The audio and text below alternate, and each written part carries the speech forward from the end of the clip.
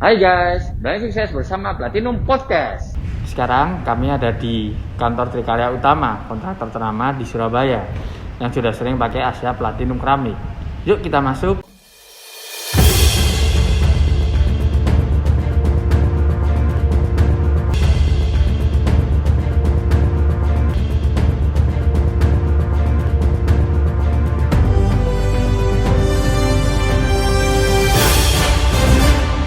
Sore Pak Fendi, sore. Saya dari Asia Platinum Pak. Ya.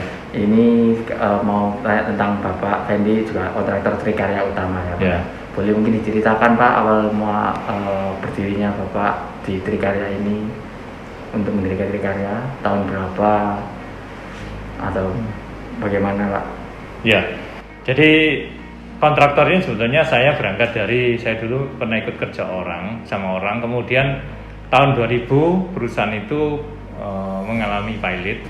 Jadi saya bekerja di perumahan waktu itu, terus kemudian kami tutup, dalam arti kita handoverkan kepada orang lain karena ini proyek perumahan, jadi nggak kami tutup, jadi kami jual. Nah setelah itu saya memulai karir untuk menjadi kontraktor, mengerjakan bangunan-bangunan ya, termasuk rumah, gudang, kantor, gedung ya. Jadi saya mengerjakan itu, dan baru 2011 saya fixkan perusahaan itu, saya ajukan berupa perusahaan yang lebih pasti. Jadi artinya saya mendaftarkan CV ini ke Badan Hukum. Jadi saya bentuk itu 2011 karena berkaitan dengan saya mengerjakan proyek yang ditawari oleh Pakuwon. Oh. Jadi saya mengerjakan di Pakuwon City ini. Pakuwon City ini. Ya. Nah, dasarnya dari mana? Saya ditawari oleh teman dan saya direkomendasikan untuk masuk. Nah, saya mencoba karena ini proyek baru di Pakuwon, saya mencoba mulai dari awalnya di ISCO sana. Kemudian sampai Long Beach, di Palm Beach, semua saya kerjakan. Sebetulnya saya banyak ditawari, tetapi saya banyak berusaha menolak karena satu juga berat, kedua secara operasional ya, karena saya harus banyak orang dan saya harus memobilisasi pekerjaan ini dengan ketat gitu loh. Nah akhirnya saya hanya terima sekitar nggak sampai lebih dari 20 unit. Nah mulai dari situ saya kerjakan sampai hari ini, itu saya lebih banyak mengerjakan proyek untuk rumah tinggal. Jadi rumah-rumah menengah atas yang saya kerjakan. Tapi tidak menutup kemungkinan juga kalau ada teman-teman yang mau renovasi, saya berusaha untuk membantu. Jadi artinya art yang saya tanam ke mereka bahwa inilah biasanya saya kerjakan dengan desainnya. Jadi ketika saya mengerjakan, saya spesifikasikan, kemudian saya kerjakan dengan bagus dan akhirnya mereka menikmati. Itu kebanggaan saya. Jadi ini kronologi dari Trikarya Utama. Trikarya Utama. 2011 saya baru karena ya memasukkan Badan Hukum. Sebetulnya dari sebelumnya saya sudah pakai Trikarya dari tahun 2000. Cuman memang didaftarkannya ya, baru 2011. Betul. Jadi mulai 2011 sampai sekarang saya sudah PKP. Dari sebelumnya. Ya. Nah itu timnya Bapak dulu setelah yang habis tahun 2000 Bapak keluar dari orang sampai sekarang sudah berapa Pak timnya? Sebetulnya peningkatannya nggak signifikan, tetapi saya memang lebih banyak menggunakan orang-orang yang di lapangan. Jadi orang kantor nggak banyak, cuman orang-orang lapangan adalah orang-orang lama yang saya percayakan untuk mereka bisa bekerja secara mandiri. Saya beri kepercayaan. Sampai hari ini mereka tetap eksis. Loyalitas. Ya, loyal. Jadi mereka yang saya bentuk, kemudian saya suruh mereka mengembangkan, menjadikan anggotanya itu jadi lebih dari 1, dari 2, 3 regenerasi. Walaupun ini tetap ada gitu. Berarti dulu yang mendirikan juga Trikarya ini Bapak sendirian atau ya saya sendiri. Teman atau saya sendirian. Saya sendirian. Ya. Mungkin bisa diceritakan Pak prestasi atau ada pengalaman apa selama dari tahun 2000 hingga sekarang ini Mungkin yang berkesan yang buat Bapak saya merasakan bahwa ini sampai sekarang. proyek ya memang beberapa saya mengerjakan proyek rumah mewah, kemudian juga gedung. Tapi dari situ saya kesannya itu ketika saya memberikan satu hasil pekerjaan saya, itu orang itu merasa puas, itulah kebanggaan saya. Jadi ketika orang itu merasa tidak puas, saya ini nggak merasa puas gitu loh. Meskipun bangunannya lebih besar, walaupun bagus nilainya ya, lebih besar, ya pekerjaannya besar, tapi kalau orang itu tidak merasa puas, masih ada. bagi saya itu kurang ganjalan. Nah, ada juga satu hal yang saya kerjakan, yang saya cerita tadi, yang di Pakuwon itu memang itu pekerjaan saya biasanya kan hanya one on one ya, kebanyakan kan langsung dengan owner. Betul. Nah, ketika dengan Pakuwon kan institusi. Betul. Nah, saya memang institusi sebelumnya dengan pemerintahan dulu saya nggak mau lagi. Ya. Nah, akhirnya saya masuk di swasta ini, saya coba. Terus yang jadi kebanggaan saya adalah saya bisa menyelesaikan seluruh apa yang menjadi tanggung jawab saya.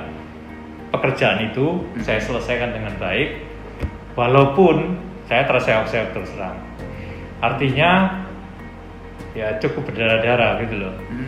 Karena memang kelihatannya saya memang tidak punya kapabilitas mungkin ya, anggap saja begitulah. Masih belajar berarti awal-awal. Ya walaupun semua senior saya yang sudah lama pun sama. Oh. Jadi saya nggak tahu masalahnya di mana. Mereka juga tanya. Bagi saya yang penting saya punya integritas bahwa ini harus saya selesaikan. Saya tidak punya nama buruk. Nantinya untuk kedepannya regenerasi berikutnya anak-anak saya bisa punya nama yang baik. Jadi ya memang Bapak selama customer itu puas dengan kerjaan Bapak juga merasa bangga. Nah itulah yang bagi saya berkesan. Jadi nggak melihat nilainya besar atau kecilnya, yang penting customernya meskipun nilainya besar pun tapi customer masih ada kurang enak, Bapak pun masih ini ya Pak. Contohnya ketika rumah jadi, tahu-tahu buntu semua, ya kan ribut, bocor semua, itu sudah nggak enak sudah. Sebagus apapun yang kita kerjakan, sudah cacat di mata dia gitu loh. Saran atau kiat-kiat Bapak maksudnya untuk yang dari teman-teman mungkin yang masih kuliah, yang misalnya juga sipil, arsitek, mereka kadang kan berarti kan di pemula pemain baru ya. Kiat-kiat apa? Jadi kalau yang baru, kalau mau berhasil, maksudnya di dalam jenjang karir ya, di dalam dunia kontraktor ini ya, yaitu harus jaga apa yang kita bicarakan itu harus selaras dengan apa yang kita kerjakan. Jangan punya niatan untuk hanya ingin mendapatkan hasil, tetapi tidak memberikan kontribusi yang diharapkan dari pemilik. Jadi ketika kita melangkah, kita harus punya jiwa bahwa kita berikan yang terbaik untuk pemilik. Karena dia sudah mempercayakan kepada kita uangnya, otomatis harus kita berikan yang terbaik supaya dia tidak merasa menyesal. Itu saya tanamkan sampai ke tingkat bawah. Jadi semua saya beritahu, kalau kalian kerjakanlah seperti untuk Tuhan. Jadi apa yang kalian kerjakan, anggap saja rumahmu sendiri. Supaya apa? Nah ketika kamu selesai, saya selesai, walaupun mungkin spread dari value yang kita dapatkan sedikit, bagi saya nggak masalah. Yang penting orang itu merasa puas. Ya sesuai gitu loh. Jadi itu yang menjadi kesenangan saya sampai hari ini. Dan ternyata memang tidak pernah berkurang, justru semuanya tetap ramai gitu loh. Artinya orang masih percaya. Nah kepercayaan itu yang sulit untuk zaman sekarang. Iya, kepercayaan lah. Iya, kalau kualitas karena penampilan sudah bagus, ya banyak orang gitu. Betul. Tapi kepercayaan tidak banyak. Orang sampai memberikan uangnya terus tidur saja itu nggak banyak. Betul. Terus pasrah pokoknya jadi api gitu loh. Nanti sudah tidak ada kepercayaan, sudah ada maksudnya tipu menipu awal, pasti customer pasti akan kecewa. Ya, memang awalnya berat untuk meyakinkan customer. Dia akan pasti tidak percaya sama sekali. Betul. Tapi berjalannya waktu dia melihat bahwa oh ya, terus dia bandingkan dengan orang lain, ditanyai, di-compare gitu loh. Bener nggak? Terus nanti orang saya ditanyai, di-compare ke saya gitu kan, Ya. cocok nggak ngomongannya Ya, gitu ya, loh. ya. Ketika nggak cocok pasti diserang saya gitu loh. Nah itu seperti itu. Nah saya tahu dan saya selalu memberi jawaban yang sebenarnya. Saya tidak pernah membuat kamuflase pembicaraan. Nah itu yang mungkin seharusnya anak-anak muda itu harus mengerti itu, sehingga ketika dia bekerja, dia memulai usaha, nah dia menanamkan kepercayaan itu. Itu penting, itu dasar dari awal sehingga orang itu bisa survive. Ada proyek apa yang banyak pakai Platinum Asia? Rata-rata punya saya itu pakai Platinum. Rata-rata. Saya spekan ke sana. Tapi untuk yang tingkat yang kelas menengah atas itu compare-nya kan dengan barang Cina. Ya. Nah, kalau gitu Pak, kita kan ada yang ukuran baru Platinum 60-60 yang rectified cutting size. Itu kalau di-compare mungkin sama yang dari China gitu gimana Pak? Customer tetap milihnya yang dari China? Karena bagaimanapun mungkin perlu diperhatikan adalah pemilihan motif ya. Oh, pemilihan motif. Ya, itu kan banyak. Kita harus terbuka ke pemilih gitu loh. Motif yang di ini seperti ini, yang di Platinum ini. Katakan saya bukain. Jadi saya suruh mereka melihat dan memilih. Nah, mereka kan otomatis menanyakan ini kualitasnya bagaimana, ini kualitasnya bagaimana, presisinya bagaimana, pemasangan nanti sulit apa enggak, ada kendala apa enggak, nanti gampang lepas apa enggak, misalnya gitu kan. Itu banyak hal pertimbangan. Nah, mereka ada yang jeli, ada yang enggak juga gitu loh. Kalau yang enggak ya terserah aja misalnya. Iya, tapi dari terserah justru saya lebih terbeban. Iya kan? Betul. Saya harus fair dong. Iya. Nggak mungkin saya terus oh ini pasti Platinum number. Ya, itu saya namanya menyesatkan. Nah, saya harus berpikir orang ini kelasnya di mana gitu loh. Kalau saya bisa berikan, saya arahkan yang seperti ini. Menurut saya yang bagus misalnya gitu loh. Ya kualitas saya nggak ngomong lah, semua mungkin average ya. Kadang kan selera ya Pak ya. Ya, warnanya, motifnya, ya dicocokkan dengan interiornya ya, bentuk rumahnya. Banyak hal pertimbangannya. Tapi kalau yang sekarang ini Pak, tahun-tahun ini orang-orang lebih suka ke arah mana Pak? Mungkin minimalis kah atau yang batu-batu atau kayu-kayu? Terbelah dua ya. Jadi selalu ada yang memang suka orang berpenampilan, kelihatan wah rumahnya. Nah, ketika wah, otomatis pemilihannya adalah yang cenderung ke arah Mediterranean klasik ya, American itu yang orang-orang yang suka rada rumit lah. Memang berarti ya ke arahnya Mediterranean klasik gitu ya Pak orang sekarang? Enggak juga, saya banyak mengerjakan yang modern. Ya, klasik ada beberapa, nggak banyak. Yang banyak modern, minimalis itu loh. Minimalis ya. Berarti apa ya? Yang simpel-simpel orang simpel-simpel yang soft lah ya. Ada juga yang American Standard, jadi yang model Skandinavia ya yang kayak di Papua ini campur tuh antara klasik dengan modern kan. Ya seperti itu ada beberapa.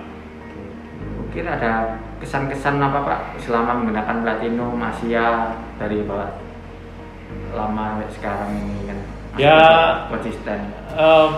Saya konsisten kenapa? Satu dia cukup harganya cukup bisa bersaing ya kan dibanding dengan yang lain.